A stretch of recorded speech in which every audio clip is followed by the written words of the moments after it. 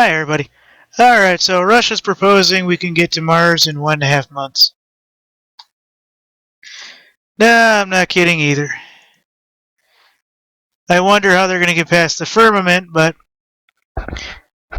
since they're using Greenland for the rover, I almost wonder exactly how they're going to fake this. But anyways, ladies and gentlemen, we'll just go with their version of this.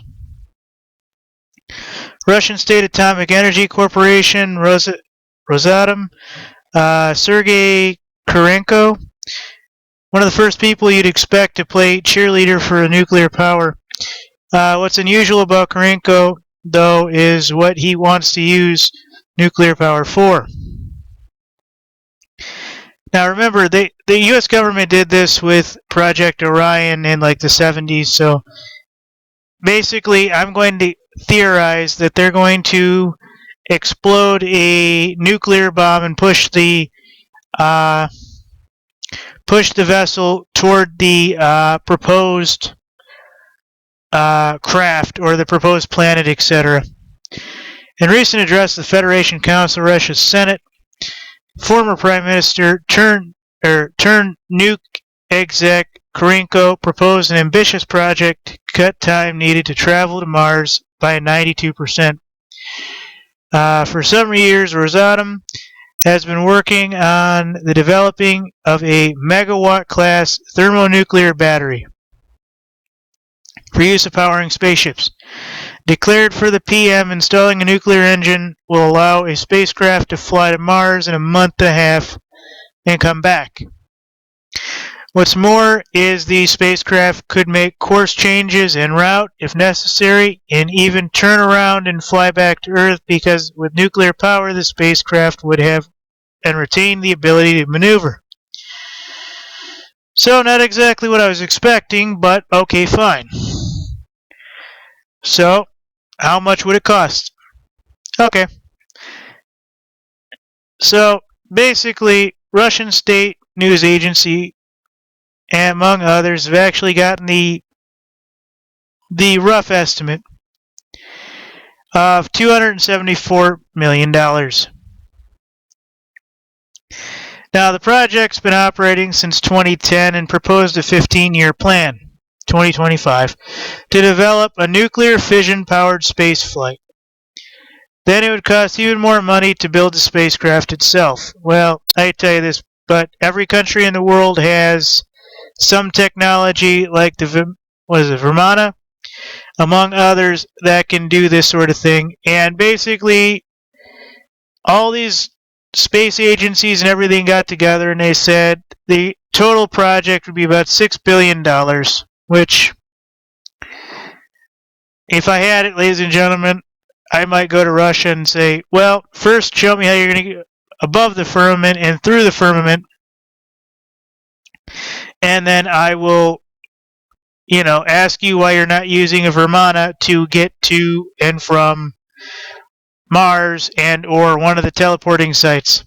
And then say, well, I'm only going to finance this if you can get there before this guy can teleport. Oh, we can't. Well, too bad.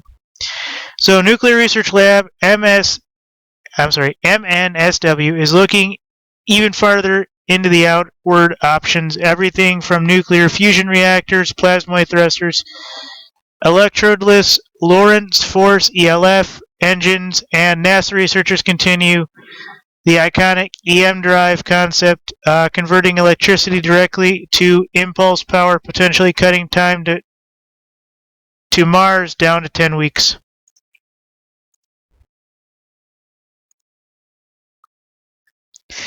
So basically, there's a lot of theories, and it's just amazing to hear some of these, and I would love to sit down and talk with one of these guys, and for them to physically show me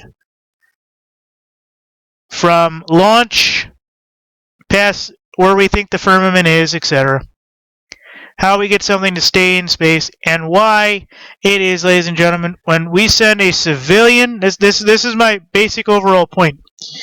We send a civilian weather balloon into space, folks, and they've done this with RC helicopters and various FPV flights. Why it is that when the vessel, air balloon, whatever the hell you want to call it, goes into the air, ladies and gentlemen, and it goes into the air to where all the satellites and space junk is supposed to be. And this is the reason why I say on the space idea, because I don't think we can get past the firmament. This is my reasoning. When I watch those RC vehicle FPV flights and they send the weather balloons up into space, folks, the 89 miles up or 125 miles up, whatever the amount is, they can legally put it up there.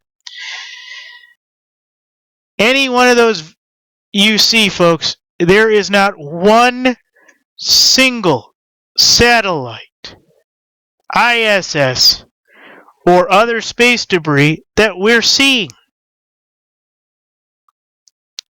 And I've seen 2 or 3 good videos. And I almost want to research my own and put my own rocket, build my own 2, 3, 4, 8-stage rocket, get the FAA permission all the way through to do it, to finance it, etc., and shoot a rocket up myself. I don't necessarily have the technical knowledge per se, but everybody I know is pretty much a qualified engineer, and 2 or 3 good tests in the middle of nowhere and we could get it down.